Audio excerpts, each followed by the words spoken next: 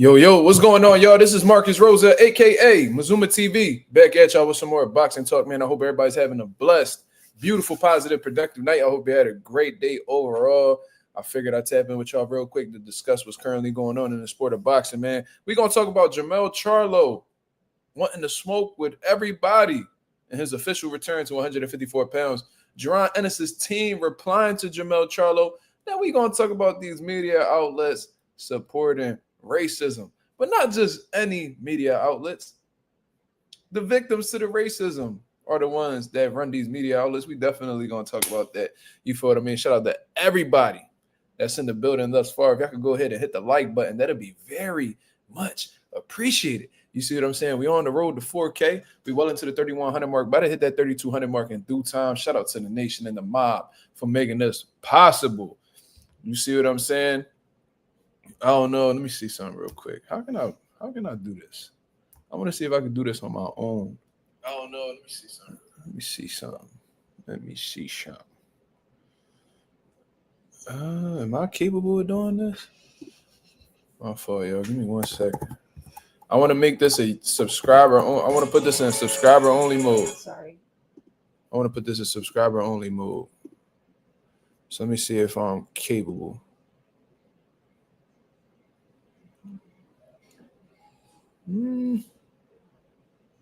Where did I find that Muppet at? Yeah, he's a fucking Muppet, mate. He's a fucking Muppet. Yeah. Shit, I guess I can't do it. How the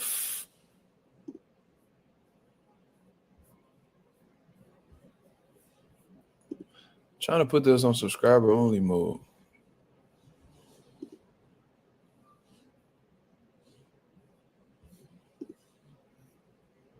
I don't know.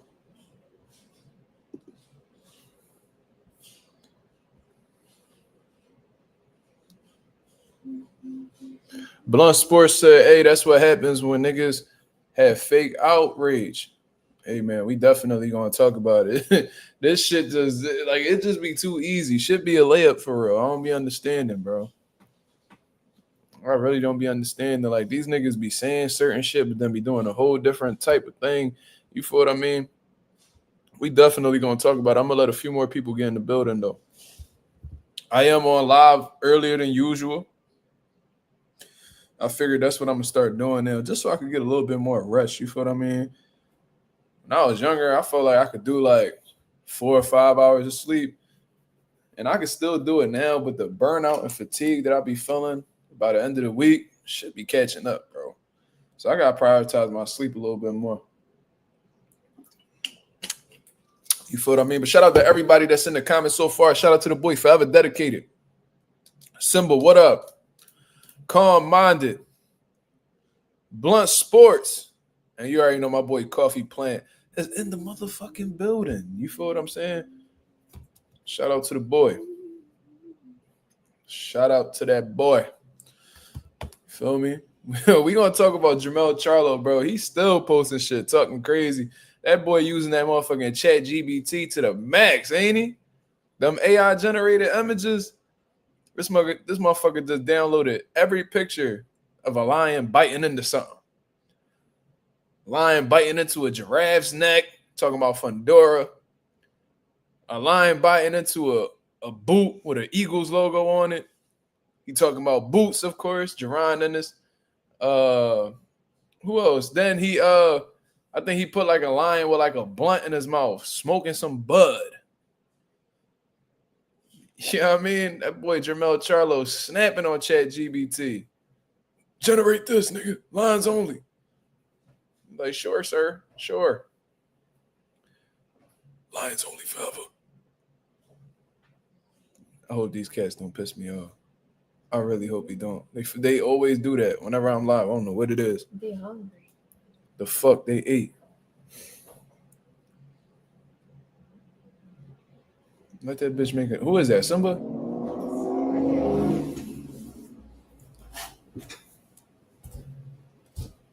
The fuck out. Go to your room. Go. Go to your fucking room. Both of y'all. Badass.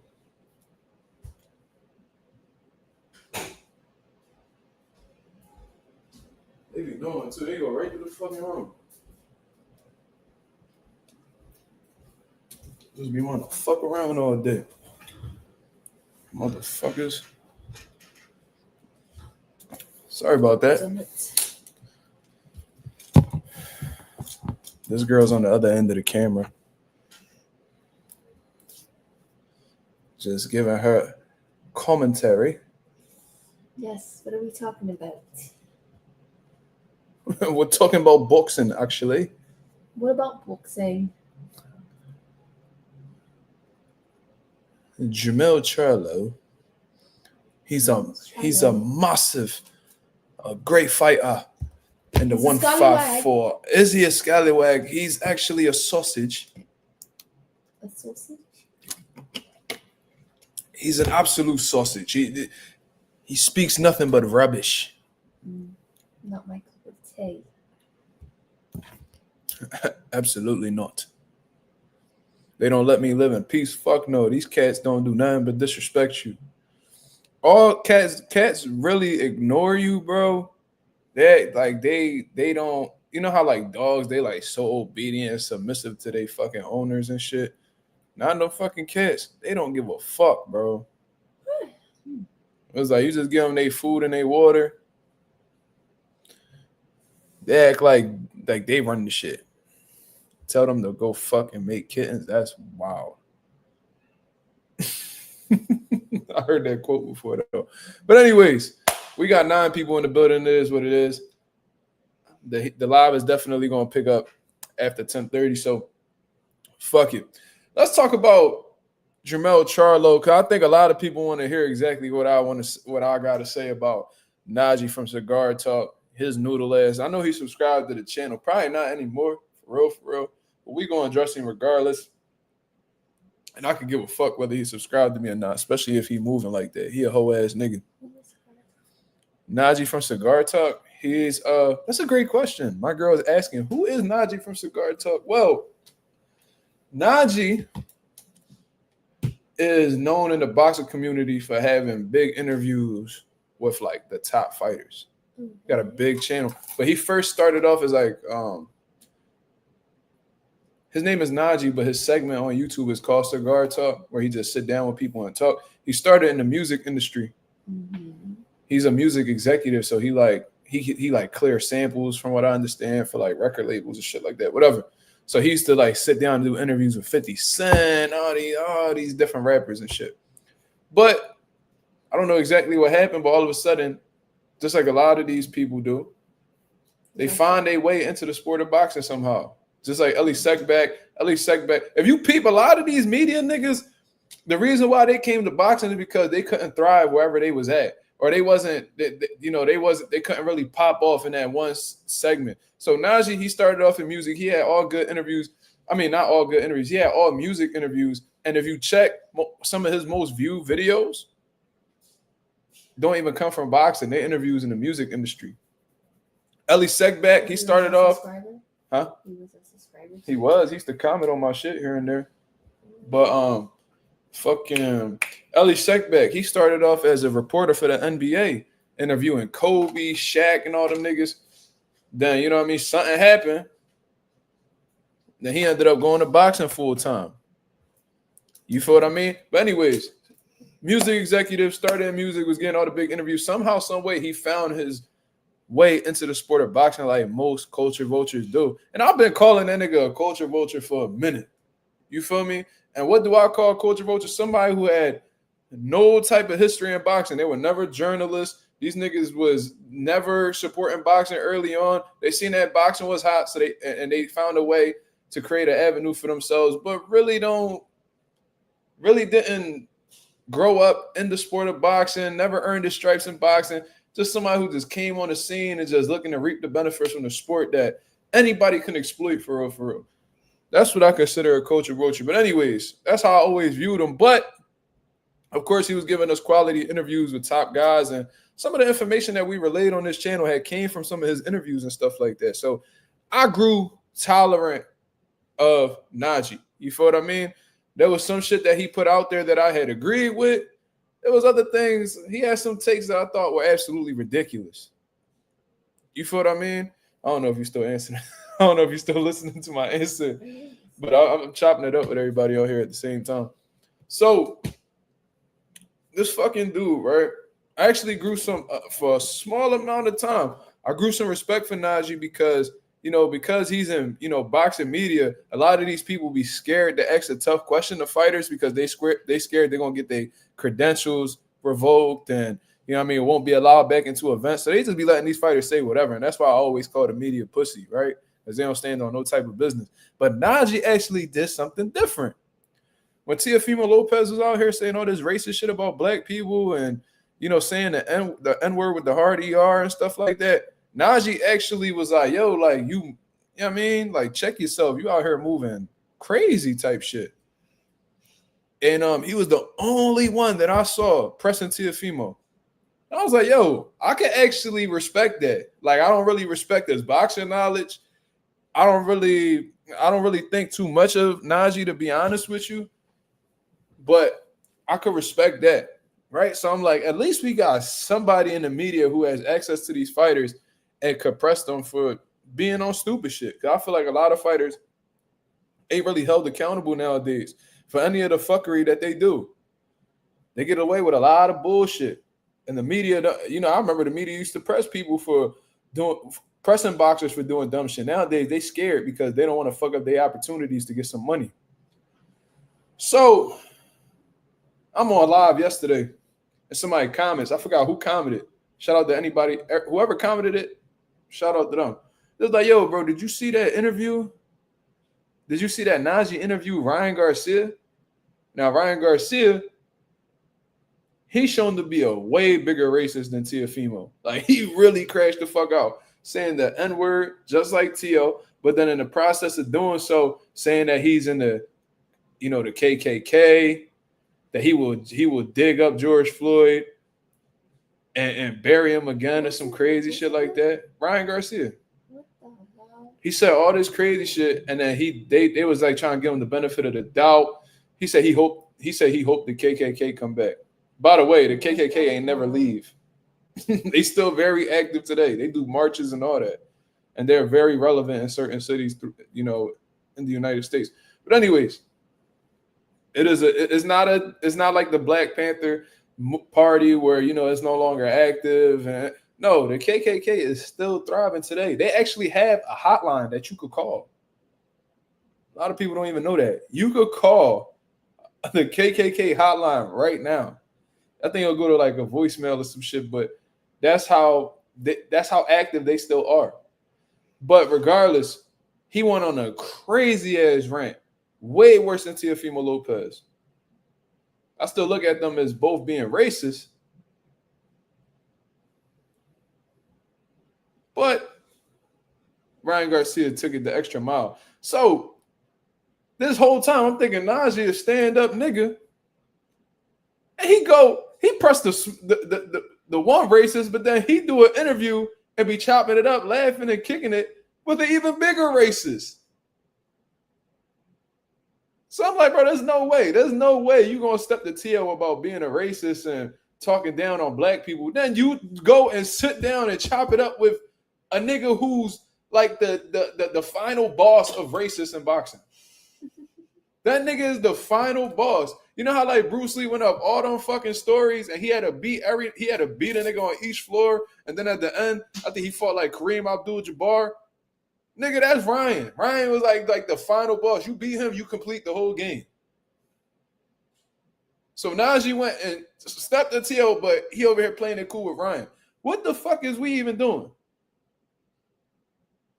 This nigga Najee really sitting here and replying to people on Twitter talking about like he trying to play it off like it ain't nothing. Oh man, we talked about everything. What the fuck is there to talk about, you nut ass nigga?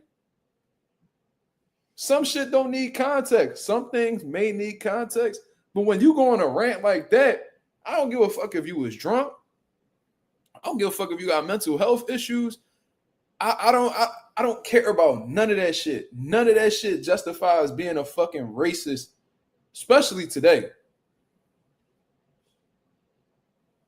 That's the equivalent of a nigga doing some rainbow shit, being exposed for doing the rainbow shit, and then saying you not a rainbow ass nigga, aka Josue Vargas.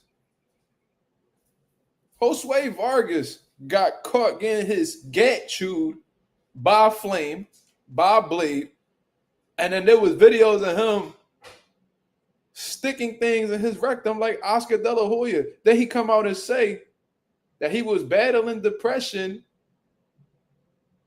and mental health issues, and he really don't go that way. Huh? That is the exact equivalent of that. You go say racist shit, then blame it on other things, bro. Don't none of that take away from the fact that you are an actual racist. So Najee got selective smoke, just like a lot of these niggas do. He a sellout. And if anybody in boxing today is not moving off of the code that everybody's talking about now, they still talking about it. It's Najee. And I've been on his channel multiple times. I went on his channel to talk to Shakur Stevenson.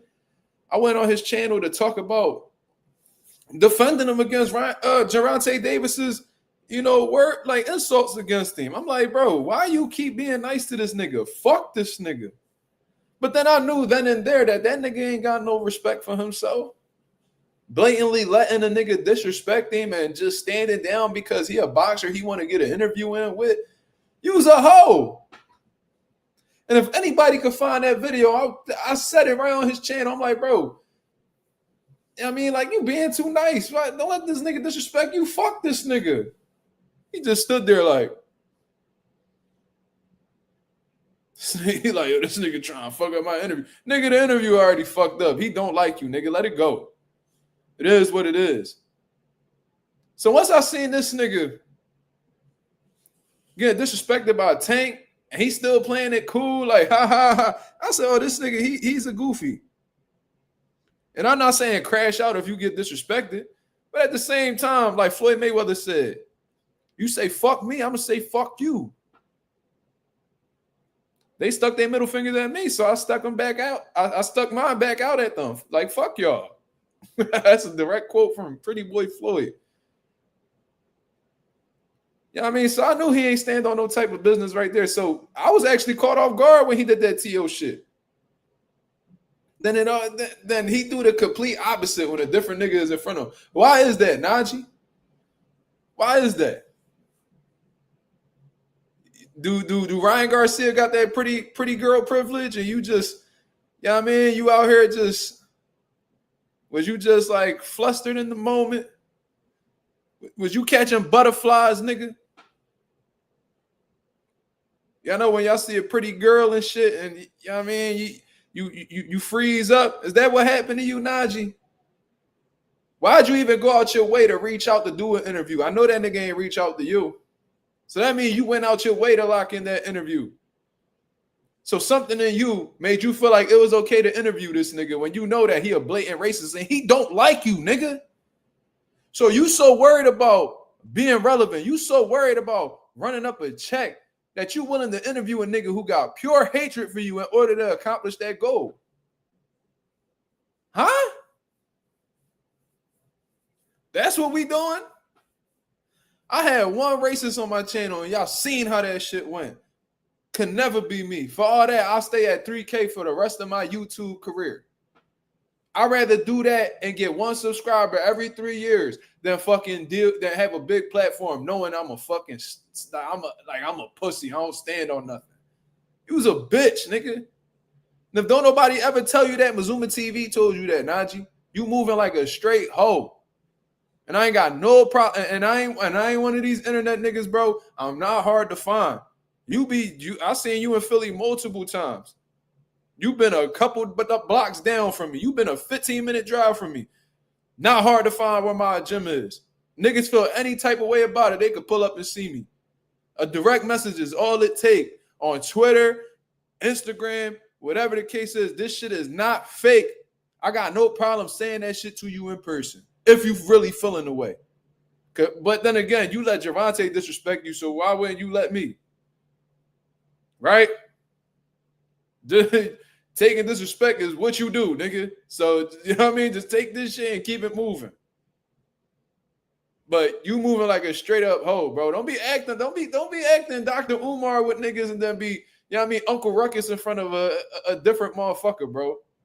So what you think? Because T.O. a ugly nigga, so you know what I mean? You can afford to talk crazy to him, but you know what I mean? You think Ryan got some, you think Ryan pretty, so you know you gonna play it all cool with him, like doing a little freestyle with him.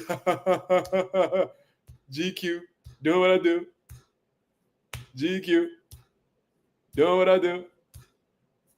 GQ, Ryan, you so funny. Doing what I do. Doing what I do. You was a hoe ass nigga, cuz they need to change this shit to jiggar talk, nigga, because all you was doing was cutting jigs that whole John. I ain't even watched the whole interview. I just saw that one clip. That was all I needed to see. Why the fuck I gotta tune in and watch you just shuck and jive for an hour or however long the fucking interview is? Jiggar talk is what the fuck your name is now. Fuck out of here. Go put some gel in Ryan hair, nigga. Fuck out of here with that selective outrage you got, fuck, nigga. Don't stand on no type of business, no principles, nothing. Nothing. And I hope you see this live. I hope you see this video. You subscribe to the channel anyway. Unless your whole ass felt the way and you unsubscribe. I don't know what the case is. So you bound to see this shit. And if you don't, it is what it is. Somebody sent me a cash app. Hold up. Shout out to my boy Lorenzo, showing love all the way from Tokyo. He put for talking pure truth and that motherfucker pure Libya lips. I don't know what that is, but we gonna let it rock. Yo, Anonymous, can you put the chat on subscriber mode? Shout out to my boy Lorenzo with the $10 super chat. I appreciate that very much. And Cash App is preferred over super chats, people. You already know how YouTube be doing, taking up percentages and shit like that. They be killing me, dog. They be killing me. So I appreciate the Cash Apps, man. But yeah, I just had to speak on that shit, bro, because, you know what I mean? I be feeling like these media outlets nowadays, they could just feel like they be flexing, bro. They be flexing. They be thinking because they be getting a few interviews and shit like that, that all of a sudden, you know what I mean, they could just move however they want. Libya is part of the vagina thing. I should have known that. Wow. Yes, sir. Niggas be out here tripping. I just don't know how he felt like that was a real nigga move. Then he go on Twitter and talk about, he put like a Jay-Z quote. He was like, it said, Hov, it ain't many of us. I told him less is more, nigga, there's plenty of us. Bro, if that's how you gonna respond to the bashing on social media, I'm gonna just tell you this. Jiggar talk. Motherfucking grandmaster jig ass nigga. I hope there is less of y'all. I hope there is less of y'all. The less, the better. Hov was right. Less is more. You fucking right. Get you and whoever feel like you the fuck up out of here. You got no type of respect for your people. You ain't got no respect for yourself. I knew once Javante cursed you out and you was still begging for an interview. I already knew you was one of them type niggas. But now you stepped to T.O., but you kicking it with Ryan when he openly expressed hatred towards your people. You just so cool with sitting down. And this is why I said in the video earlier, bro, this is why these motherfuckers don't respect us, bro. That's why they don't even think twice before disrespecting us, because they know ain't shit gonna happen. Ryan Garcia literally disrespected black people and went on to say, well, ain't nobody gonna do shit about it. Ain't nobody gonna do nothing to me. Ain't nobody gonna touch me. And guess what? He was right. He was right. The only nigga who went close to doing something to Ryan was fucking Caleb Plant. Ain't that some shit? What, he spilled a drink on his faggot ass? Is that what he did? I'll take that way. And meanwhile, we got black people that's in the chat defending him. Yeah, Ryan, you ain't saying nothing wrong, man. Let me go ahead and take this hair draw. Can I brush your hair back, Ryan? Oh my god, I love how the way your hair slicks back, Ryan. Oh my god. Can I feel your left hook? That's the type time these niggas be on. Oh yeah, he definitely a beggar. He definitely a beggar. He ain't got no type of respect for himself. Ain't got no man in him. No man in him. You feel me? And he over here, he posted like a picture of like a person with like a conscious hat on. Bro, you ain't gotta, niggas don't gotta be conscious to know that you a fucking sellout, nigga. You was acting like you was pro-black when you stepped around to Tio. It was all good. You was, man, you for your people. I think this nigga had a shirt on that said something about like black excellence or some shit. Or something like that. Bro, don't be talking that black shit, cuz. He said he explained it in an interview. Bro, there's nothing to explain, Coffee. In my eyes, there's nothing to explain. There's nothing to explain. The reality, I don't give a fuck if he was on there just cursing Ryan out. You promoted this shit in a way. I seen the one clip, you laughing and having a good time with this nigga. Nut shit. In itself, there's no reason why you should be laughing or even be having any. He shouldn't be a guest on your platform, period. Because you know what you're doing. You are empowering a racist. You're giving a racist clout. You're giving a racist attention. You're giving him more publicity so he could continue to make money when all he showed is that he don't give a fuck about you or what you bring to the table. He don't care about you. He dislikes you. So why are you putting him in a position where he could grow and monetize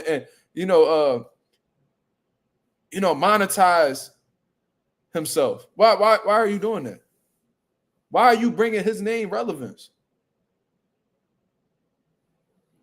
For a check? I know you ain't doing this for free, nigga. Cause I heard you be paying niggas for interviews. I don't know if that's true. I don't really give a fuck either. But if you are paying for interviews, like they say you do, then I'm assuming you're paying these niggas so you can make a return on that investment. So you decided to possibly give a racist a paycheck in hopes that you could profit off of bringing a racist on your channel. So money come before you being a black man. You a sellout. This ain't sparring. This ain't sparring. Niggas was outraged about sparring. Where is YK the voice at? That was on my channel saying that Boots is sellout and that karma gonna catch up to him. Where he at? I would love to know. Where is YK the voice at? I don't see him here bashing anybody for going against the code. You see how that shit work? When it's time for black people to come together and hold somebody accountable for being a sellout, you don't hear them. You don't ever hear them. But whenever it happens to be somebody that they dislike in the boxing game and they slip and they make a mistake, oh yeah, they on him. They'll disrespect Devin because he got a father that's supportive of him. They'll disrespect Boots because he's sparring Canelo that's ultimately benefiting him in a weight class move up that he's about to attempt. Like, niggas got to be on code when it comes to sparring. Niggas got to be on code, when you dislike them, but when it's somebody that you might fuck with or not really care much about, then it's nothing to talk about. Y'all niggas be hypocrites, bro. Y'all don't get the same smoke than niggas. I swear to God, I be feeling like I'm the only nigga that do it. I feel like I'm the only one that do it. I was the only one calling out Alicia Baumgardner. She on her page talking about suing niggas and shit. Still ain't received a letter yet. I ain't received a motherfucking thing. I'm the only nigga on here that held Alicia Baumgardner accountable. Anybody, nobody's exempt from being criticized. And I don't give a fuck if that come with not getting a commentator deal. I don't give a fuck if that just includes just me being in my living room for the rest of my YouTube career until I decide to walk away. I'd rather deal with this than, you know, be faking it with niggas at the top of the throne, like at the top of the totem pole. It's not gonna happen. It's not gonna happen. I don't even feel right doing that. And niggas is very comfortable financially, so I ain't never gotta be, you know, taking a check to just be eating dick behind the scenes. I ain't none of y'all niggas, bro. I promise you that. I freed myself financially a good amount of time ago. You feel me? And niggas ain't got a hustling problem, so if we losing it, we getting it right back. I do not need y'all niggas in order to be successful. And I'm that gifted of a motherfucking coach, trainer, whatever the fuck you want to call me, where I'm going to find my way to the top either fucking way. So it is what it is. Shout out to the boy Lorenzo with the $2 super chat. After I told you I preferred CashApp. Anyways, my boy Lorenzo showing love from Tokyo. He said, you the only channel that keeps everyone accountable. Or at least I try to. I mean, ain't nobody perfect out here. But, you know, if I see some fuck shit, I'm going to call it out. And I don't give a fuck who it is. Like I said, it can even be Boots. If I feel like Boots drawing, I'm going to say something. If it's Benavidez doing something that I don't like, I'm going to say something. Bam, I'm going to say something. Any fighter that I like, I'm going to say something about it. You feel me? But, yeah, man, I ain't going to really say too much. Outside of that, bro. Hella disappointing. Just when I gave the nigga, because I was always iffy about the nigga. I ain't going to lie. Always was iffy about the nigga. Like, where you come from? Who brought you over here? And then you can tell by his boxing takes, this nigga don't know shit about boxing. I don't expect him to know boxing like me, but like very, very like cliche opinions. Like and trust me, y'all know y'all been in. I know I was in boxing long as shit when I heard this opinion, and I just rolled my eyes, bro. He was like, "This is my thoughts. Come on, man. This Jagar talk. Come on, man. This Jagar talk. We cut jigs around here. Subscribe. This is my prediction on this fighter and this fighter. Come on, man. This Jagar talk won't never take the head off. Come on, this Jagar talk. I think it's going to come down to who wants it more."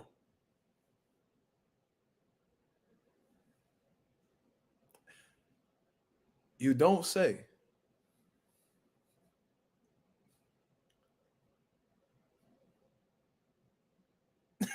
Like, what the fuck? Like, duh. The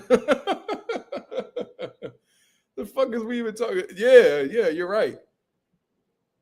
You're absolutely right. I mean, that's usually the difference between the winner and the loser. Who wants it more? Thanks. Fucking idiot. He always had trash ass boxing opinions. Oh, y'all gassing up Usyk. Usyk ain't even all that. Yeah, that's what I'm saying. Anonymous lazy ass takes. Like, okay, that may very possibly be true. Just a very vague take, like a very vague prediction. Part of having a solid breakdown is understanding what both fighters are capable of doing and what you feel like is going to stand out. What is going to be this person's keys to victories? What do they do well? What do they not do well? But Najee can't have those conversations because he don't know boxing.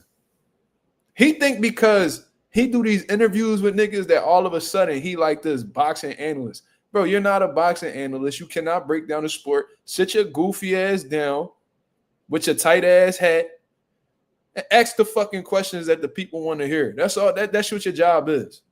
Ask your fucking questions and go sit down somewhere and edit them motherfucking videos and put them the fuck out for the people to see so the niggas who actually know boxing can react to it. That's your job.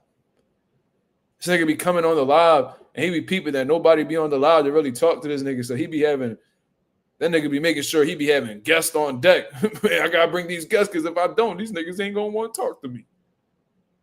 They gonna keep talking about my hairline and I'm trying to go to Turkey. Down low, Jigar talk. Who's next? Whoever's slipping. Whoever's slipping. Probably manager Farty. Nigga ass.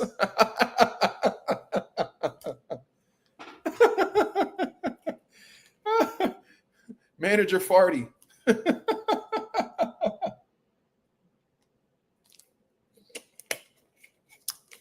Nigga super ass.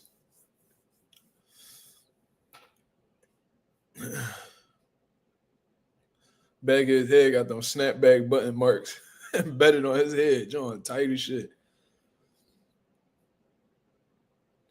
Nigga got that shit on the last snap. He rather have that shit than show what the fuck is underneath that hat. That nigga's a hatfish. Jagar talk. That motherfucker a hatfish. You heard? Motherfucker was begging wild when Norman said he not coming to his channel. For real? Yo, Anonymous, I'm going to tell you something about that nigga, right? So he from Philly. And I've seen him. And he can't say that he don't know me. You know what I mean? Because I can already see that because I'm a small channel, niggas going to be acting like they don't know. Like they don't know me and shit like that. This nigga manager, Marty, has been at a few fights of ours when our pros done fought. And we had to do Oluwafemi. And he knocked some boy out, whatever the case is. He was like, yo, y'all fighters special, man. Y'all fighters special. I'm like, thanks. I'm like, who the fuck is this nigga, right? So then I seen the nigga pop up. He did interviews with Wyatt something. That's how I came across him. And the nigga called himself Manager Marty. So I'm like, okay. First question that popped in my head, who the fuck he managed? And I did some research, and the one credible source that I spoke to said that he only knew of one fighter that he managed, and he no longer managed him anymore.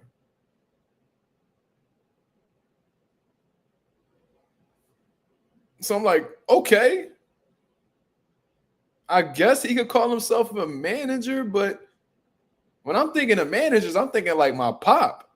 My father, Lando Rosa. I don't know if he in the building. Motherfucker done managed many fighters. Like many fighters from all around the world, too. All around the country. All that. Did all that. You feel me? Made big fights happen.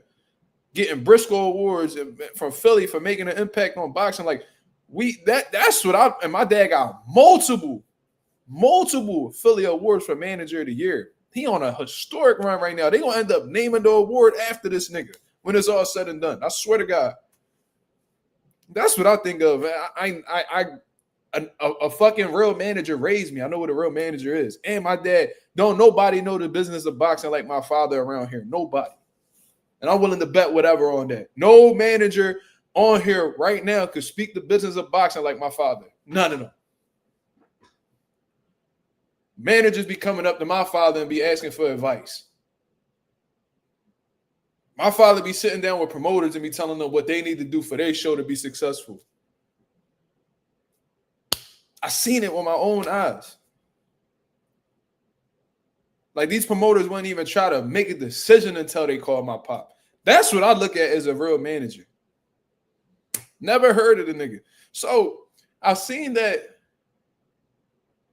he was like an official for USA Boxing, which is, the amateur boxing program. Cool. I think I seen the nigga one time. He officiated like one fight. Never heard of him outside of that. But that was it. So I'm like, why he be playing it like he really behind these scenes, like putting in work? Nigga ain't doing shit but talking shit in front of a bum-ass green screen. Constantly dick-eating niggas and insinuating that they on some type of performance enhancement drugs. Then when he get pressed, he over here not knowing what to say. Had that nigga Brian Norman Sr. looking like a genius out this motherfucker.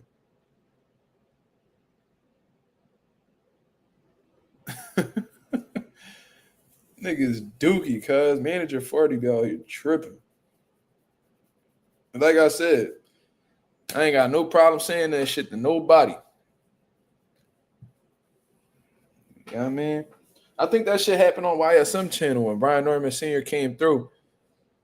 Had that nigga looking dumb. But anyways, it is what it is. So we got past the media outlet shit, you know, Jigard talk out here, bugging the fuck out. You know what I mean? Support, you know, backing a racist that has clearly shown to have hate against his own people. But I mean, I guess the money's more important, man. You know what I mean? This motherfucker got disrespected by Javante so many times, he turned into him. Just taking the money over the, you know what I mean, putting the money before, you know, respect. You feel what I mean? Guess that's what niggas do. Guess that's what happens when you don't really, you know, think too much of yourself. What can I say?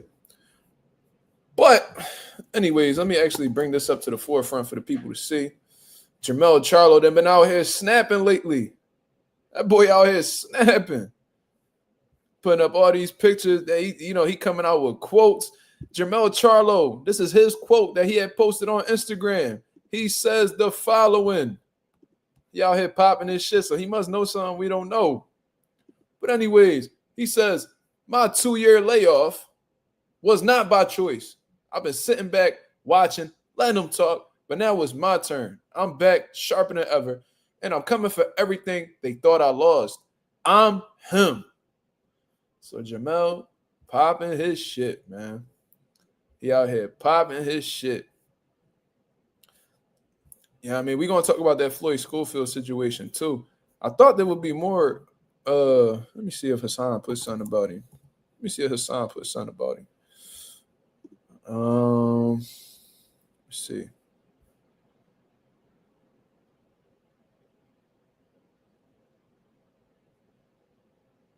Yo, Gary Antoine snapping on Rich Hitchens. Yo, hold on. I got to trust this. Gary Antoine Russell said, remember when you came to the gym with Shakur and K and Coach K, and me and Shakur was getting some rounds in, and I asked K, was you going to get some rounds in? He said you wasn't ready. I guess you still ain't ready, huh? Damn. Yo, Antoine on his shit. Man, I tried to tell y'all about Hitchens, dog. Tried to tell y'all about Hitchens. Don't nobody want to listen to Mark. Man. Damn, Jermell. Niggas ain't posting what Jermell put out. Let me see something real quick. Oh, there you go.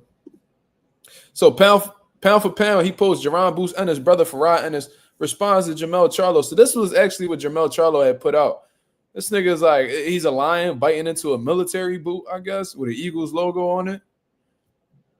As if you're not who you fuck with, the Houston Texans or you fuck with the Dallas Cowboys? Because neither one of them is fucking with us.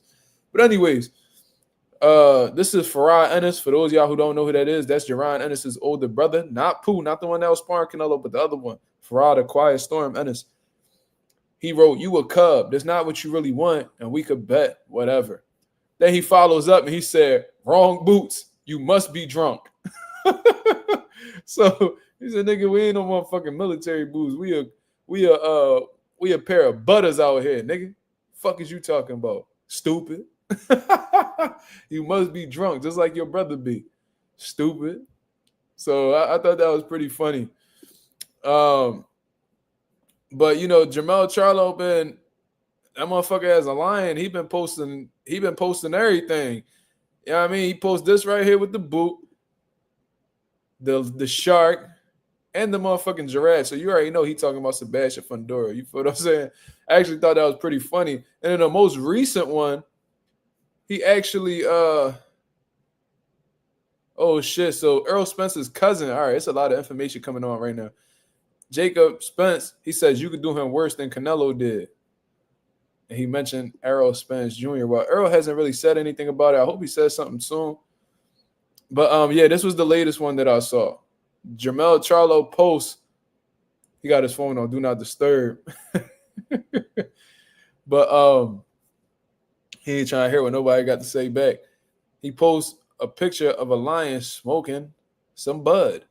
And you see the cigarette pack says Omaha.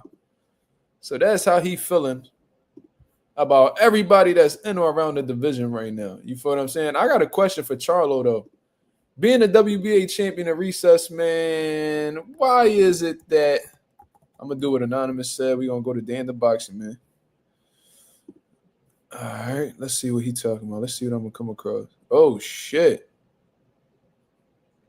Jermell Charlo biting into a bull with a Mexican head on. That's wild. And the forehead says Ortiz. Wow. So he's talking about Virgil Ortiz now. So this motherfucker just biting into everything. Motherfucker just biting into everything. That's crazy. What else? Yeah. So that's pretty much everything we saw. So that's Jermell Charlo popping his shit. Jermell definitely on here chatting shit, as the UK people will say. I'm supportive of it as long as he's coming back and fighting one of these guys he's mentioned. I guess this isn't just specific to, Errol Spence, pretty much talking about the whole division. So to me, this just goes to confirm my suspicions that most likely him versus Errol Spence is not next. A lot of people thought initially it was Errol Spence because he mentioned him first, or at least alluded to fighting him first. But then he's went on to call out the whole top of the division, pretty much talking about Errol Spence, Sebastian Fundora, Jaron Ennis. You know what I mean? Spence and Boots have not yet fought at 154, but you know what I mean? He's letting you know that he got his eyes on you as well. Terrence Crawford, Virgil Ortiz, he looking at all of them. He looking at all of them. It's crazy. I ain't see that nigga make a picture for Bakram yet. So I thought that was pretty interesting. All those belts was yours. You said you want to climb back to the top of the division. You're going to have to get all your belts back. You feel me? So why you not making a motherfucking AI generated photo for Bakram? Very interesting. You know what I mean? But my whole thing is he could have cashed in, you know what I mean, that WBA champion and recess situation when Bud had the belt. And Bud most likely wasn't even going to fight you anyway. He was dead set on Canelo. You could have got the title right there. It's just weird. Why he didn't call out Xander? Because Xander is a nobody. How is he a nobody when he's a world champion? That don't even sound right, sir. When has a champion ever been a nobody? They complete opposites. What's that shit? That's like an oxymoron. Use a motherfucking moron for even saying something like that. Come on, Joe. You got to tighten up. Jibo said he better do something or he a cornball. I agree.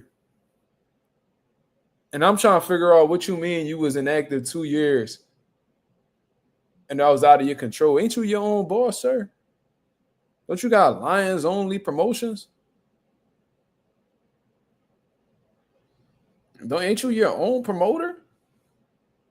What you mean that you wasn't sidelined 2 years by choice?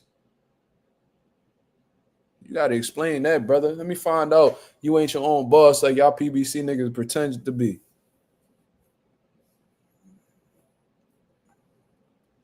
ETC Boxing says, what clue would he put out for Bakram? Nobody know, bull. Even the casuals could tell he meant Fundora, Boots, and Bud earlier. I mean, that's actually a good point, ETC. Yeah, what would he put for Bakram? Yeah, like Bakram ain't got no fucking personality whatsoever. Motherfucker just be punching on people. So it's like, what can he really say for the people to know that he's talking about Bakram besides having the IBF title? I don't know. I guess you could put a lion with a motherfucking IBF title wrapped around your waist. I don't know. I have no clue. But you sound absolutely dumb calling a current world champion a nobody. I thought being a world champion meant you was a somebody. So you got to make sense of this. If you dislike Xander, then it is what it is. But to call somebody a nobody, you just hating and you not talking, you're not making any sense, brother. So you gotta tighten up on your takes. We don't do that stupid shit around here. You know what I mean? So you either gonna be talking knowledgeably with some fucking sense, or you gonna get packed. It's up to you how you want to approach it.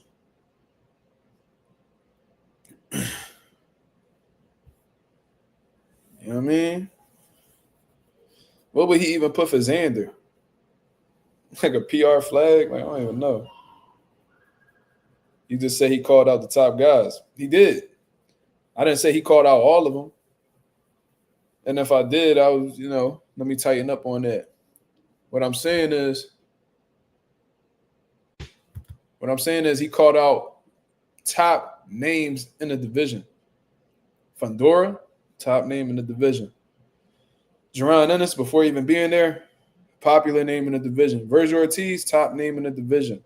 Terrence Crawford, top name in the division. It's clearly what he's doing.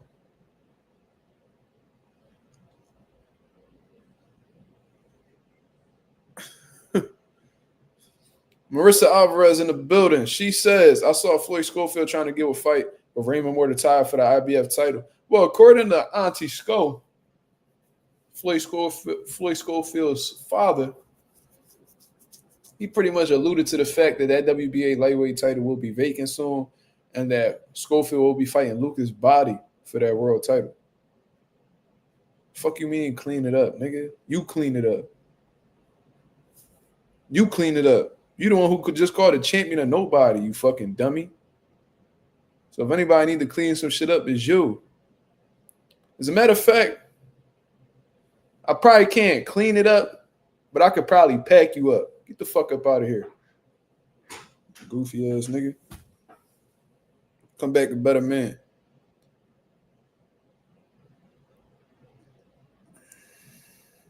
I got him already.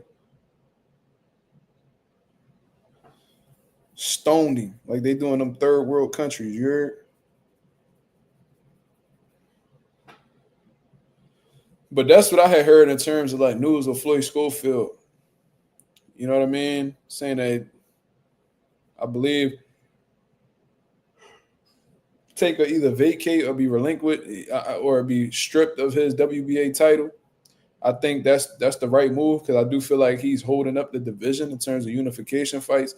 Gervonta Davis has let it be known on several occasions that he don't really care to fight the top guys. He don't care about titles. He don't give a fuck about none of that. So if that's the case, let go of the belt.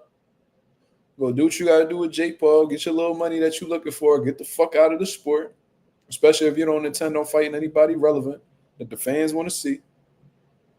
And let these people that actually want to do some legacy defining shit, have them fight for the belt. It's just so ironic to me. Like, it's just like so weird. I don't even know if irony is the right word. It's just like so confusing to me when fighters say that they don't give a fuck about belts. Belts collect dust, but they always trying to keep them around their waist. So, like, how are y'all really making sense? What's really going on? Are y'all trying to push bullshit narratives so people don't surpass you like Floyd?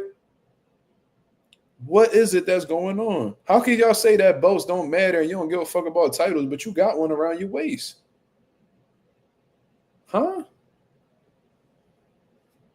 Oh, these belts don't mean. Mike Tyson was talking about legacy don't mean anything. But this nigga will go on a rant talking about how brutal and vicious he was back in the day, and talk about how Cus D'Amato made him a champion. And bro, all you do is talk about your legacy, but you acting like legacy don't matter. That shit don't even make any sense. If it don't matter, why you so quick to talk about your legacy?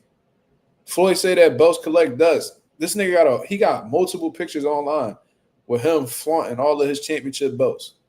Remember he had that picture with the pool table and they were just filled up with different belts he won throughout his career. If belts collect dust, why you keeping them around? Why you care to show them off if they don't mean anything? Oh, we can't feed our kids' legacy. In a literal standpoint, no. But your legacy could put you in position to feed you and your family. Knock it off. What does that mean? Oh, I can't eat off of my legacy. Then you ain't hustling hard enough, nigga.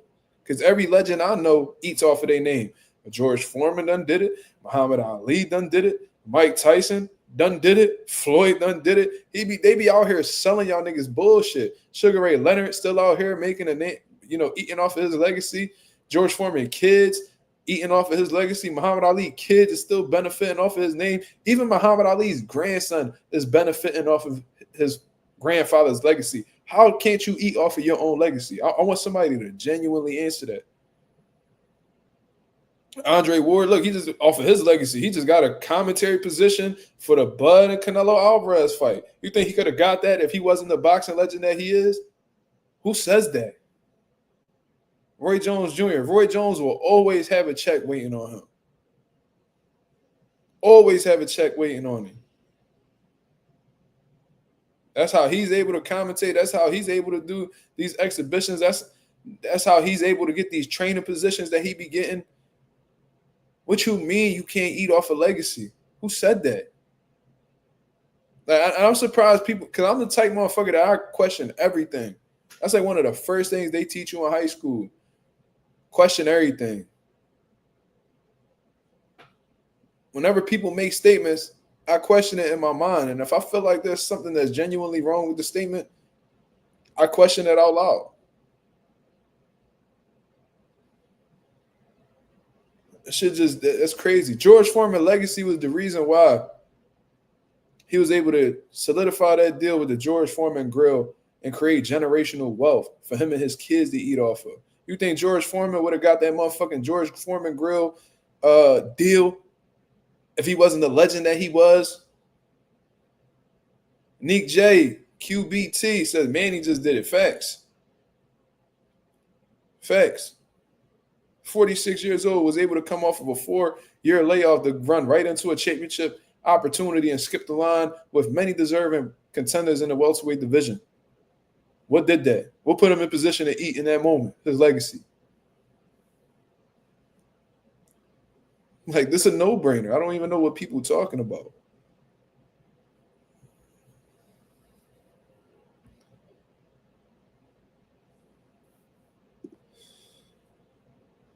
You saw the meme of Ward having a scorecard for Canelo versus Bud, all 10-9 rounds for Bud.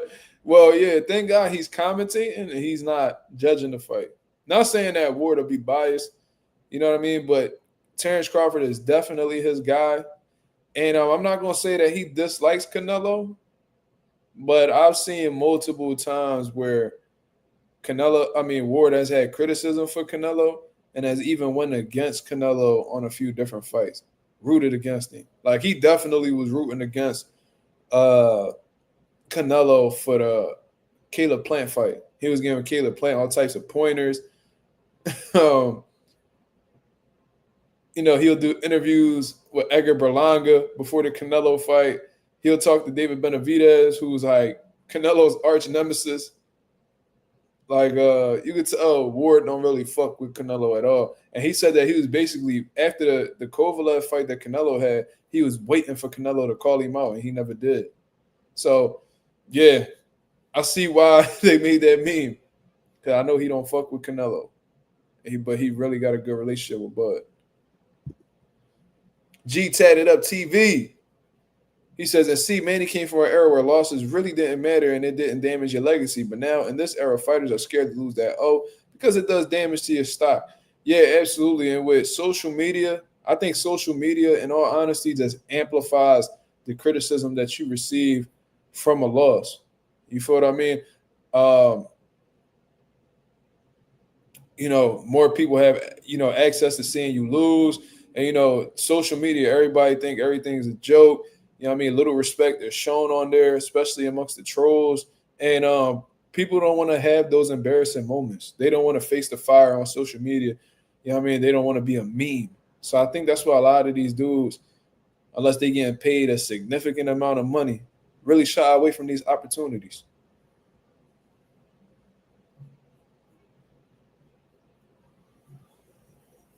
G tatted up. So I even see promotional companies switch up on fighters now after a loss or two.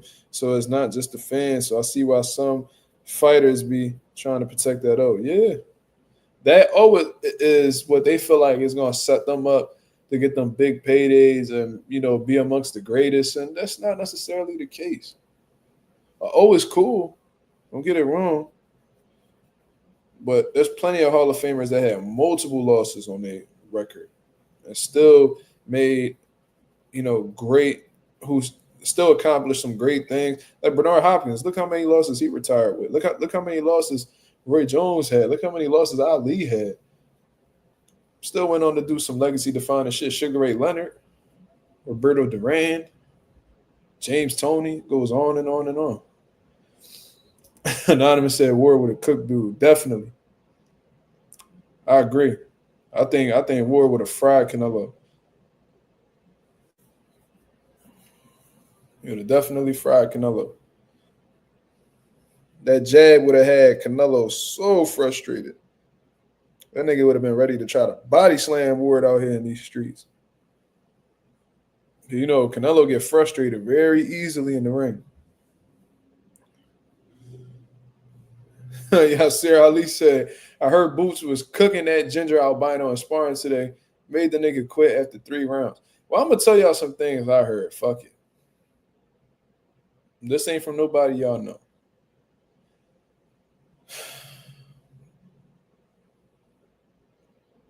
Canelo didn't request the Boots sparring. Boots did. Boots looked for the work. He wanted to test his abilities against him. So that's a misconception that's going on right now. According to what I heard, Boots looked for the work, not Canelo. So that's 1. 2, I don't know how many times they sparred since I last heard this. They sparred 4 rounds the first time they worked. Boots wanted to do additional rounds. Canelo refused. The first round of their sparring session, Canelo threw no punches. That's all I know. That's all I have. But that's from a credible source. I can take it for what it's worth. Now, I don't know if y'all serious telling the truth. He could be. That could be a credible source he got that information from. But that's what I gathered from the first sparring session they had. This is coming from somebody who knows Boots really well. I'm going to just say that.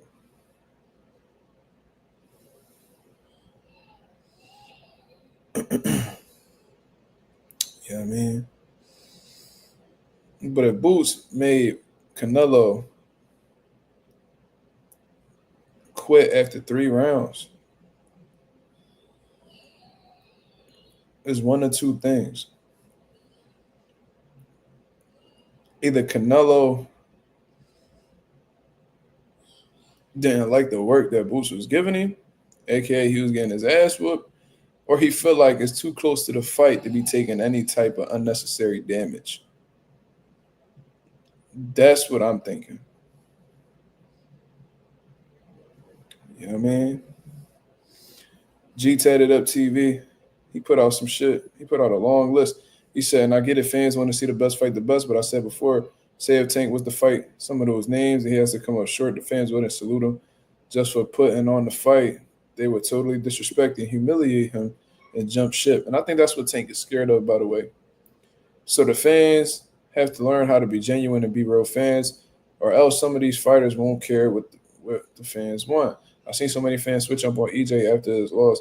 Well, that just goes to show you that not all fans are loyal fans, man. And I'm telling you, a lot of these fans are fans under certain conditions. You know what I mean? There's not too many fans out here who, you know, stick with a fighter after a loss. They'll just say that they washed up or they was overrated and they move on to the next dick. You feel me? That's how that shit be. You know what I mean? There's fans out here, but that's not many loyal fans. There's a lot of conditional fans out here. And it's only under the condition that you win. In the moment that you go through a slump or you go through a few losses, it's over with. That's how a lot of them built. And I'm not going to, be understanding of what Tank said. But I think that what he displayed publicly in terms of like what he fears, I think a lot of fighters feel that way. They just don't want to admit it. But the difference is there's some fighters that's not letting that be a reason to not fight the best. They not using that as a reason to avoid fighting the best competition. Tank is, in my opinion. EJ did nothing but good fights for the fans, and they turned on him after one fight. That is very true, G.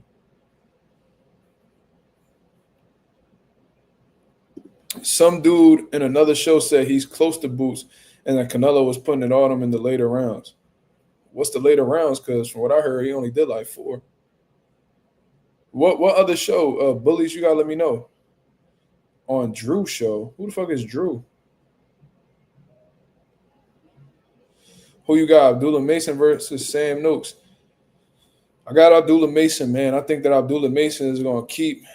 I think he's gonna keep Sam Noakes at bay. I think he's gonna keep him behind his range and his combination. And off of the range, I think he's gonna build combination punches. I think Sam Noakes is gonna have a tough time closing the gap. I think he's gonna accumulate a lot of damage and eventually get stopped. I got Abdullah Mason stopped at Sam Noakes in the mid rounds. I'm talking 6, 7. I can see Sam Noakes really getting broken up and stopped. But if Abdullah Mason, gets a little bit, courageous and tries to fight on the inside with Sam Noakes, that's going to put Sam Noakes in a good position where he could possibly clip or hurt Abdullah. Seems like Sam Noakes got very heavy hands, but he looks like he lacks in the skills department.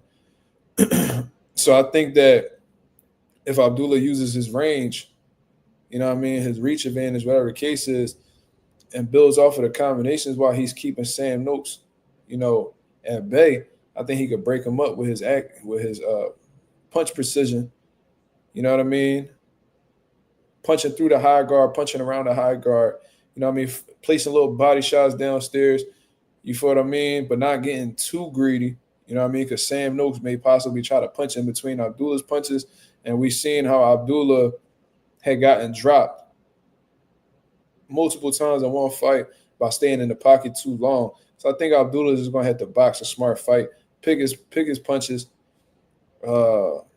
use his legs when necessary, and let the accumulation build up until the stoppage is available. You see how I broke that down? Sidebar. You see how I broke that down in a way that you could understand, and I'll give you reasons. I'm not just saying Abdullah Mason versus Sam Noakes, man. This Jagar talk, man. Come on, chat. This Jagar talk. I think it's going to come down to who wants it more.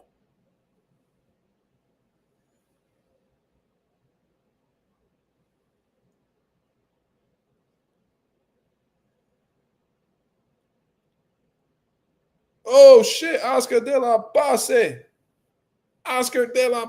Oh, my God. Salute to the boy Oscar De La Pase, one of my favorite people in the chat, man. I hope you're doing well, brother. You got to hit me up on social media, Oscar. You don't be hitting me up, dog. I be wanting to know what's going on with you, man.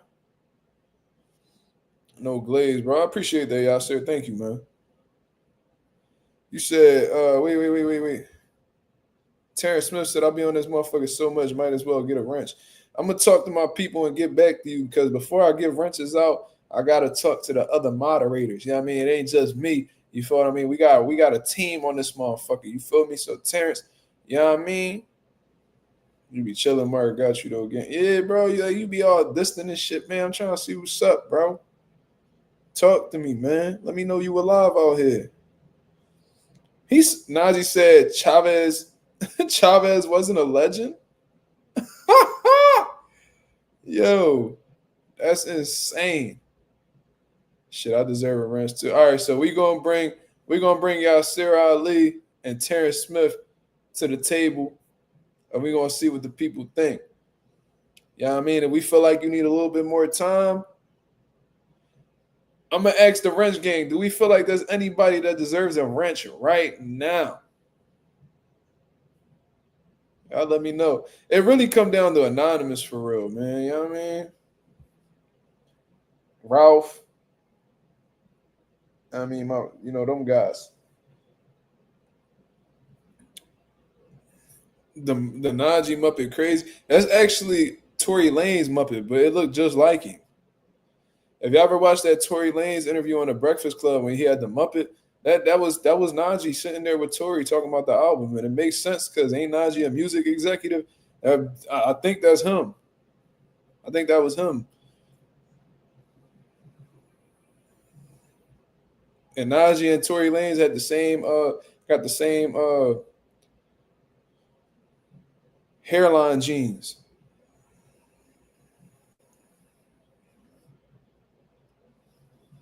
Wait, Ghost don't got a wrench?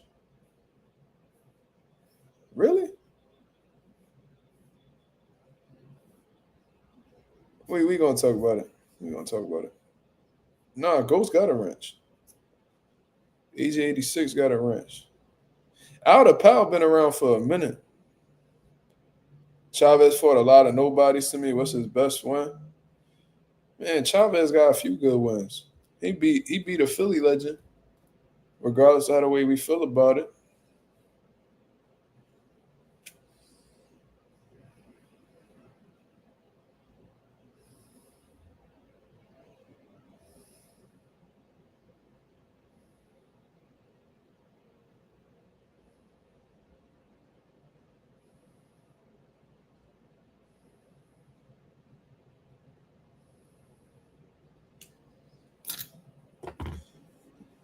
Chavez ain't a legend. It's crazy. Now, in the U.S., he might not be looked at it. He might not be looked at as like this big legend, like all the other American guys, like Sugar Ray Leonard, Marvin, Tommy, and all them. I mean, I understand Floyd, but in Mexico, you can't say Chavez Sr. ain't a legend. They call that nigga El Gran Campeón. That motherfucker God in Mexico. And you know what I mean? If they got their reasons, and if they got their reasons as to why they feel like Chavez Sr. a GOAT, and they feel like that unanimously, then who are we to say that they wrong? And I understand his resume wasn't the most impressive. I bring that up all the time when I remember when Chavez Sr. talking about he would have beat Floyd. I'm like, he out of his fucking mind. He wouldn't have beat Floyd. He wouldn't have beat Floyd. But you know what I mean? If the people feel like he's a legend, then you know what I mean, that's all he really need to solidify that. That nigga Tank told y'all that, you know what I mean, he don't care about, you know, being great because he feel like he a legend in Baltimore. And that's okay. That's enough for him. Didn't he say that? I'm a legend in Baltimore. So you know what I mean? When I'm up and down my hood, you know what I mean? I'm a legend. That's enough for me. Shit. Yeah, Chavez definitely got quality wins. He do. Man, we can take a look at that shit right now.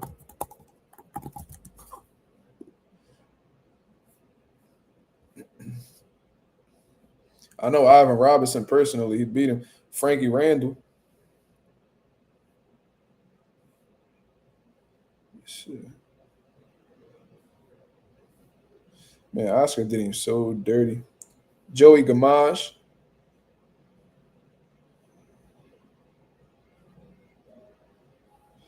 Wait. I mean, of course, Frankie Randall. He beat Frankie Randall a couple times. Meldrick Taylor. That's a Philly legend right there.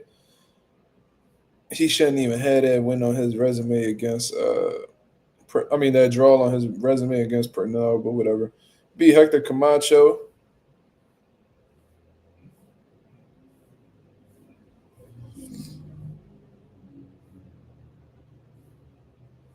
I already said, Roger Mayweather, he was a champion. Juan Laporte. I remember him. Got some good Jones.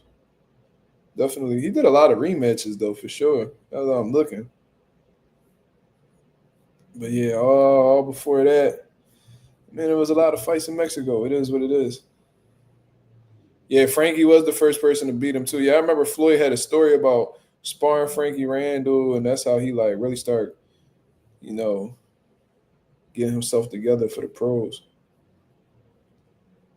Nah, Floyd, Chavez wasn't that beat any Floyd. Money or Pretty Boy, in my opinion. I think Floyd's speed and accuracy and combination punching, and his, you know, he had solid defense even when he was Pretty Boy. He wasn't no fucking crash dummy. and he had really fast feet, he'd have gave Chavez a lot of problems. The Pernell one was bad. Shit, Pernell, all-time great. Shit, if you ain't giving Pernell no love, then nigga, you don't know boxing.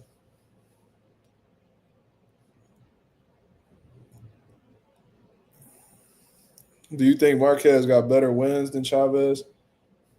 We really about to have this conversation? That's funny. I had this conversation before.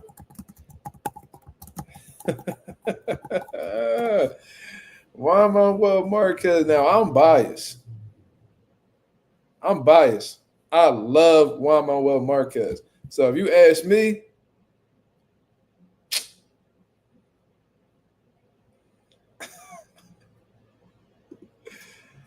oh, man.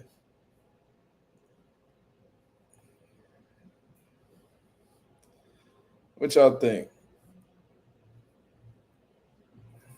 Joel Casamayor, Juan Diaz twice, Manny Pacquiao, Marco Antonio Barrera, Orlando Salido.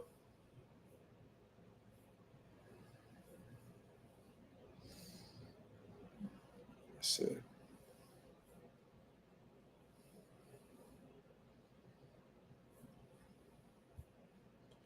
Yeah, Marquez had a solid resume, bro.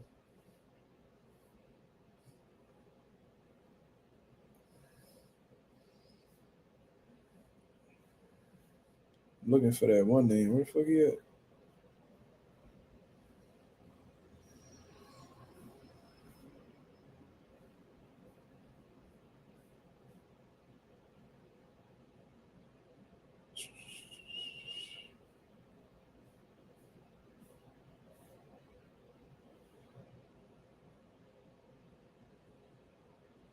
The fuck? His resume is solid for sure.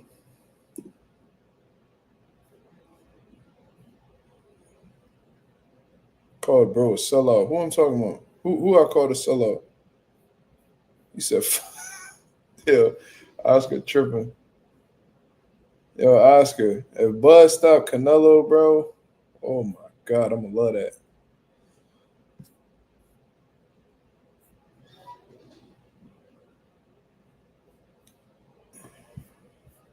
But Marquez, I like Marquez more than Chavez, to be honest with you. And to be real, bro,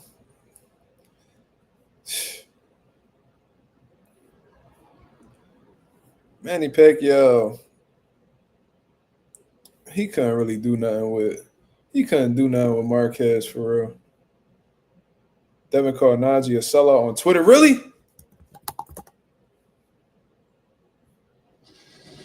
Yo, why that's the first thing that pop up on my timeline? On my son, look at this, John. Wow, that's the first thing that pop up on my timeline. Look. Shout out to Dev. See, I fuck with Dev, bro. I'm sorry. I know niggas hate to see.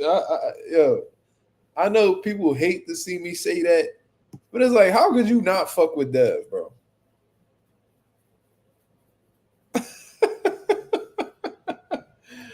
Ooh wee!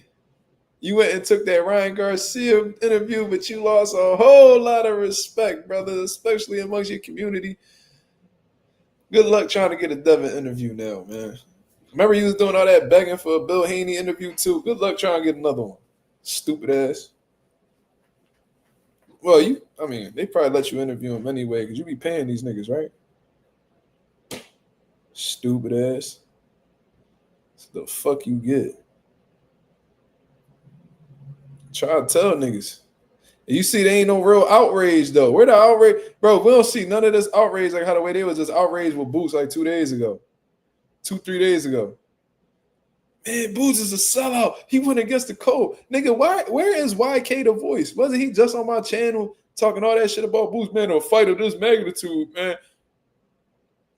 All right, the racists of this magnitude just got on the Black reporters platform and got all the love and kudos given to him in the world, but nobody's saying nothing.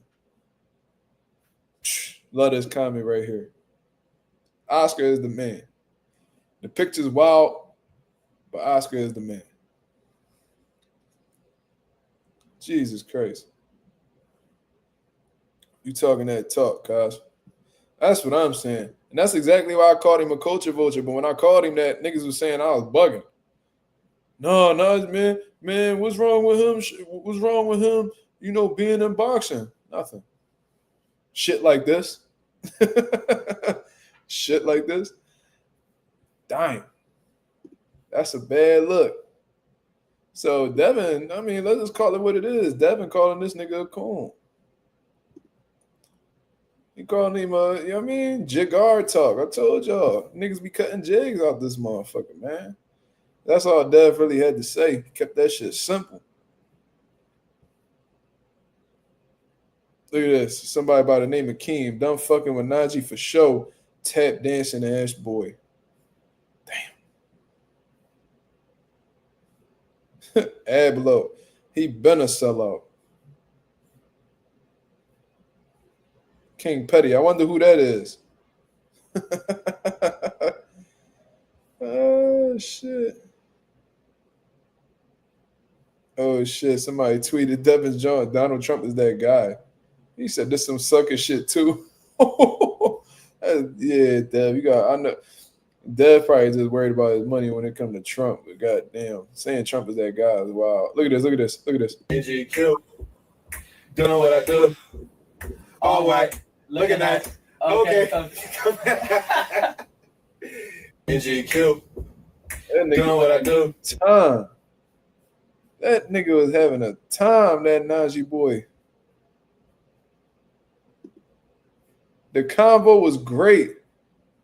This convo was great. Look, you think this shit a joke? Look, Pootie Tang.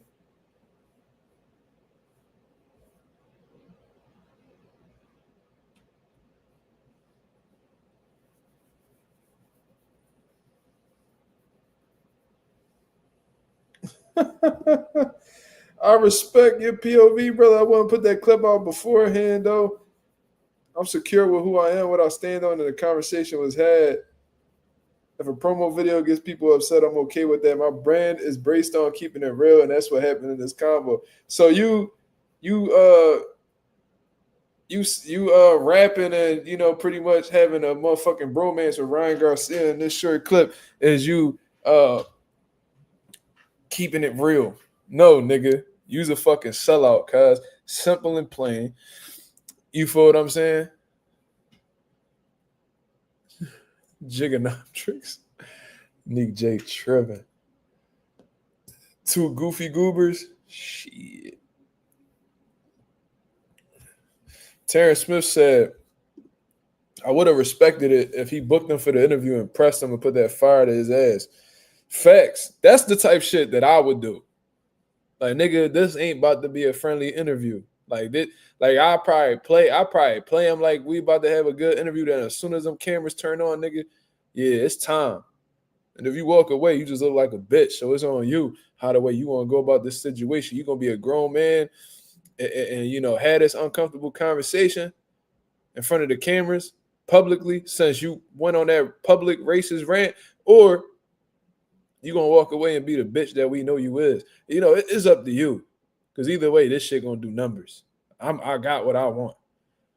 See, there's a way to get the numbers and get the respect without having to sell out. He could have took that approach and I would have respected it. I'd be like, yeah, I'm glad he did that. No, you over here sitting there laughing and having a good time with this nigga.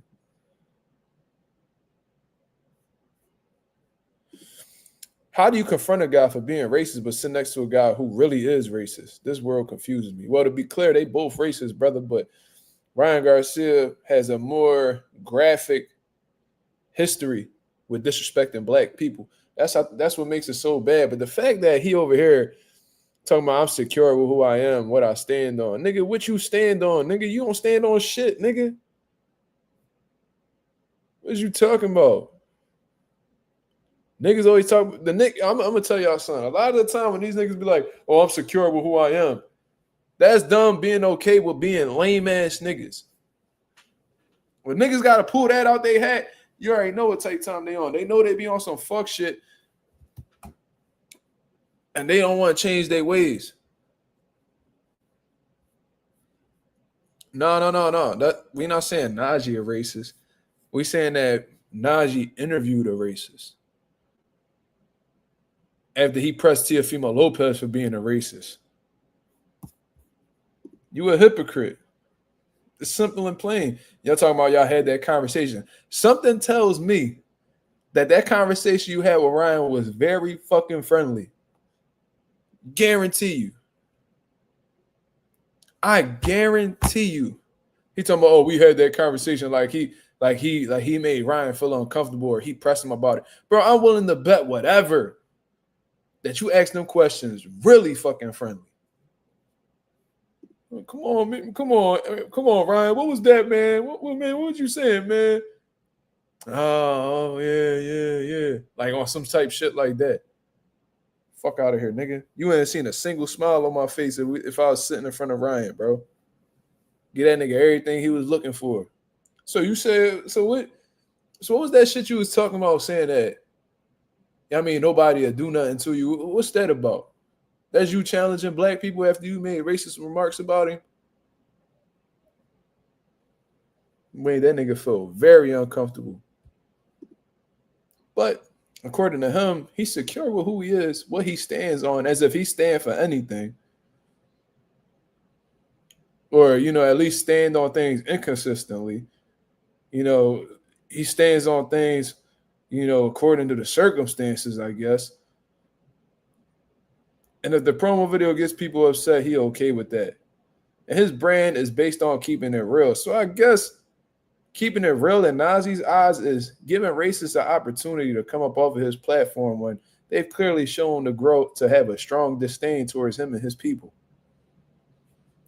When he's made it clear in the past that he's not okay with racism, but I guess he's okay with racism when it could benefit his pockets.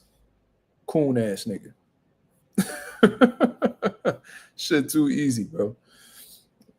Miss me with the bullshit, cuz you ain't fooling nobody. I'm secure with myself. If you gotta say that, that's how you know that's you self admitting that you moving foul. I would never have to talk about me being secure with myself if I was moving correct. I wouldn't have to mention that. Why would I have to mention my security in any situation if I'm moving correct or I'm moving how I'm supposed to? When niggas bring that shit up, it's because the way they moving is foul, is disagreeable. And you're going to be held accountable for that. But let Najee tell it.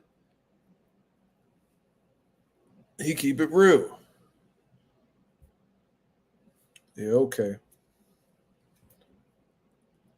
This nigga say, come to Mexico, boy. We gonna show you. Show me what, nigga?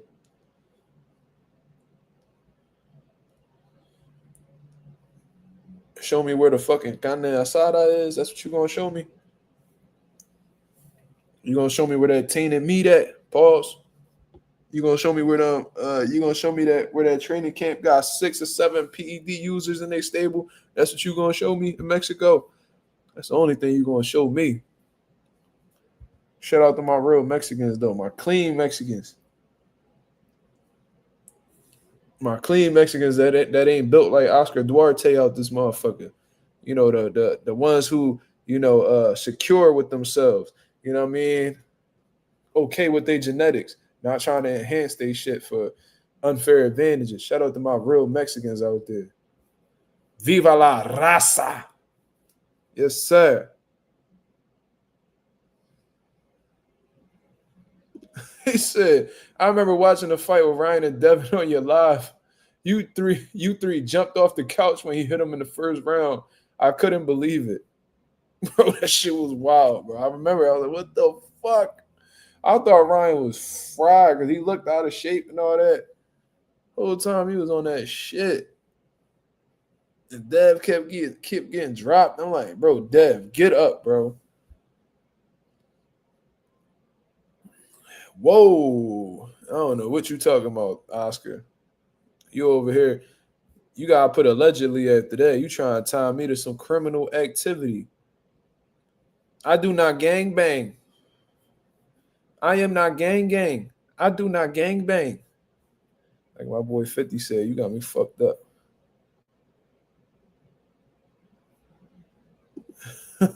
Yeah, seriously, that sounds like some feminist shit talking about I'm secure with myself. Period. Clock that. Doesn't need to go ahead and say that. Clock that T. This cigar talk, man. This cigar talk. This cigar talk. We only shuck and jive around here. We keeping it real. Who giving y'all the interviews like cigar talk? You know we gonna cut a jig. Baby, get my chicken, baby. I'm gonna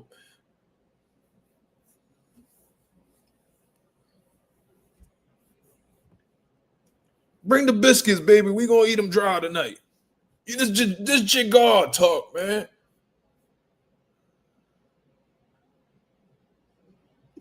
He says, so what do I think about the Schofield Mortatalia fight? We never talked about it. Shit, I didn't even hear about the two fighting. As far as from what I've heard, let me actually look at that. I was hearing something about Mama Schofield saying that, you know, Schofield gonna fight Lucas Body for the vacant WBA title.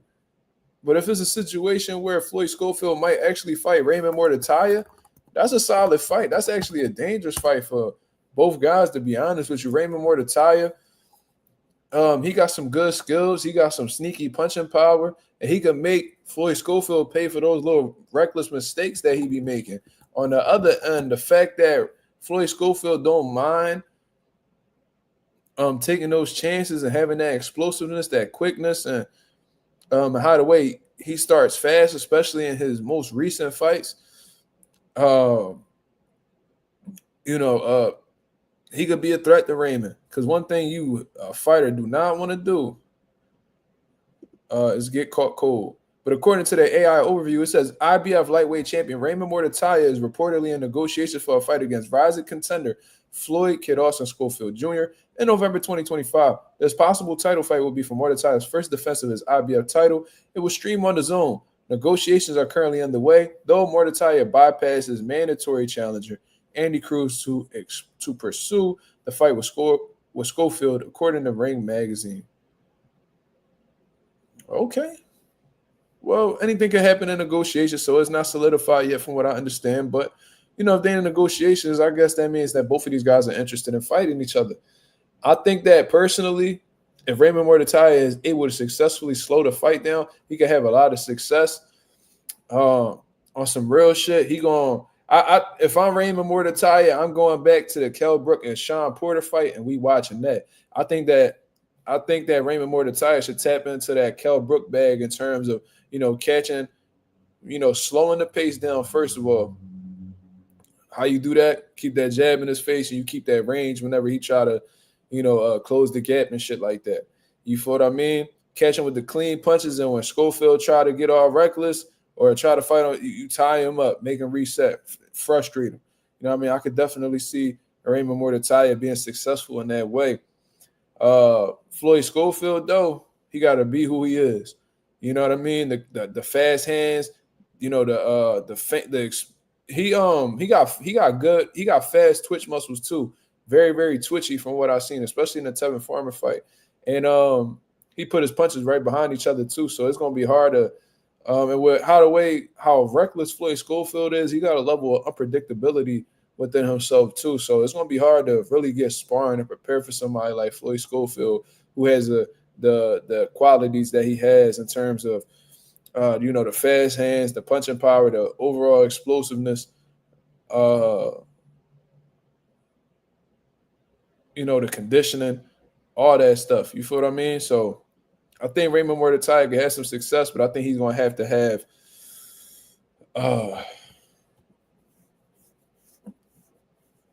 wait, I forgot what the fuck I was saying. I got caught up in the comments.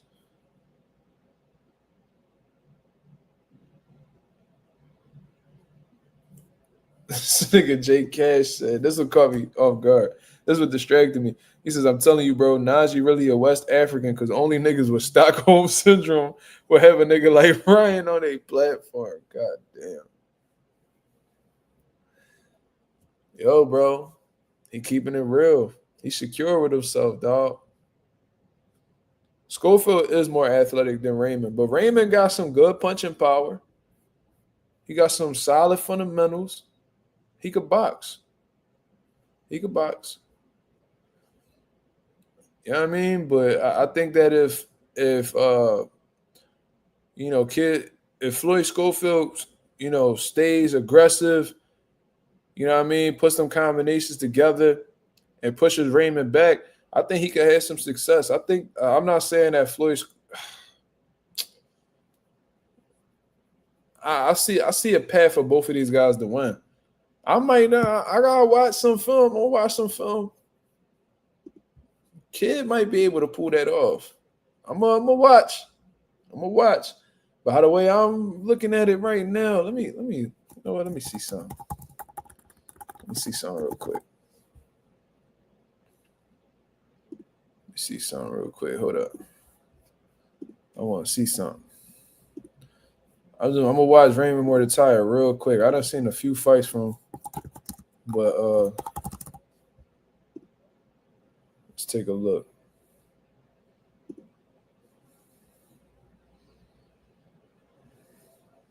See, Raymond Mordecai got some accuracy on his punches. I just seen him double up on the hook and land both of them while a fighter was going backwards. That's not while his feet were planted. That's not really easy to do. But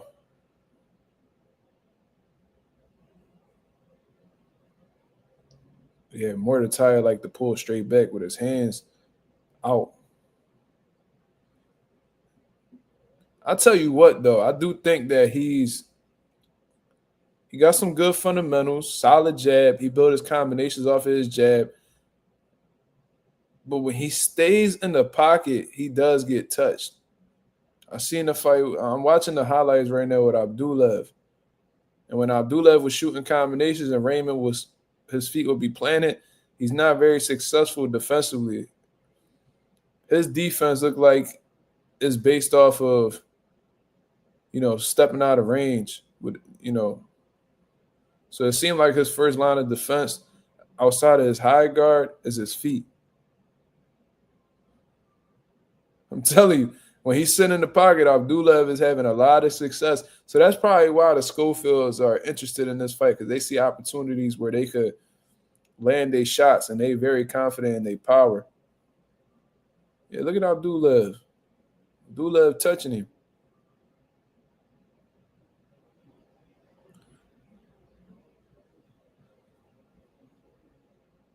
If Floyd tries to box with Raymond Mordecai, he could have some difficulties. But if Floyd is aggressive and, if he's aggressive and he's letting his hands go, he could outwork Raymond. He could definitely outwork Raymond. I could see Kid winning that fight. He got a path. This ain't far-fetched. Now, if Floyd is like nice and reserved and tries to try to match IQ with him and go tit for tat and play chess, he can make this fight hard for himself. But if he's aggressive, punching in combinations, discouraging Raymond Mordecai from getting into 50-50 exchanges with him, I think he can outwork him. And if he catches Raymond how the way he was getting caught by Abdullev, he could hurt him. Trust me, I'm going to tell y'all this. Them Schofields wouldn't even be looking at this fight if they thought it wasn't, attainable. Like, if it wasn't possible to win. Trust me. If Auntie Sco panics in the corner, it's over. Yeah. I think they could beat Raymond, though. I think he could beat him. Raymond likes to sit back. He likes to think in there. You could tell. He likes to think and he likes to play chess in there. Good jab, solid combinations. Like you could tell he's just sitting there looking for opportunities. Floyd can't give him opportunity to think. He can't allow this to be a chess match because Mordecai is sharp. He is a sharp boxer. pretty basic to be honest with you, but you know, from what I've seen with Mordecai, he's a sharp puncher, and it seems like most of the time he throws more than one punch. So usually when you doubling and tripling up on your jab, it's a little harder to counter him. It's harder to counter somebody when they throw multiple jabs. You know what I mean? So he throws multiple jabs. So I don't know if Schofield would have a lot of success countering Raymond, but I think him leading could give him some great opportunities to land some big shots on Mordecai, because Mordecai look like he sit a little too long in the pocket. And every time I see him sit in the pocket and Abdullah is throwing in combinations, he's landing shots clean too. Look, he threw a 1-2. He threw a 1-2 and then he doubled up on the hook. I think he landed the right hand and the two hooks. Mordecai is not the best defensively in the pocket. You feel what I mean? Seems like Mordecai, he's harder to hit when he's mobile. But when he's sitting there, he's there. He's there to be hit. I see why they looking at this fight. I see it. But I tell you what, that 10-pound rehydration clause ain't gonna be too good on Schofield. It's not gonna be good. I'll be seeing that boy be looking big, bro. And not even fat, neither, just big. He's a big kid. So that 10-pound rehydration clause might kick his ass. So I like it. I like that fight I can see how both guys could win. But it's gonna come down to who won it more. This Jagar talk, man.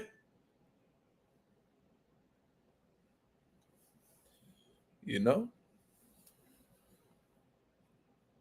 And Najee definitely paying fighters for interviews. I mean, he a music executive. You know he got a couple dollars. So if he could pay for an interview or two to get himself in position to make more money than what he's paying them, why not? Still don't change the fact that he is a sellout. And he a black man second behind money. You know what I mean? He care more about the money than the love that he should have for himself and his people.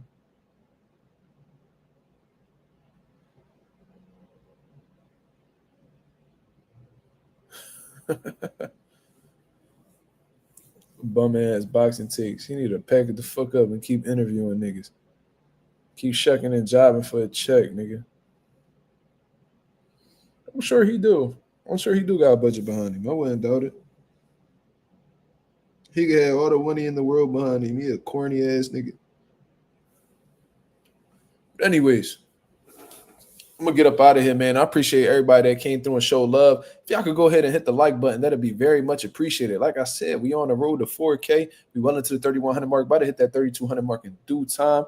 If you appreciate the content, y'all go ahead, hit the like, hit the subscribe, hit the Cash App. You know what I mean? Continue to support the channel, man. I do this for y'all on a regular basis. I'll be live yet again tomorrow night to continue discussing what's currently going on in the boxing world. You feel what I mean? Until then, y'all have a blessed, beautiful one. I'm up out of here, man. Peace.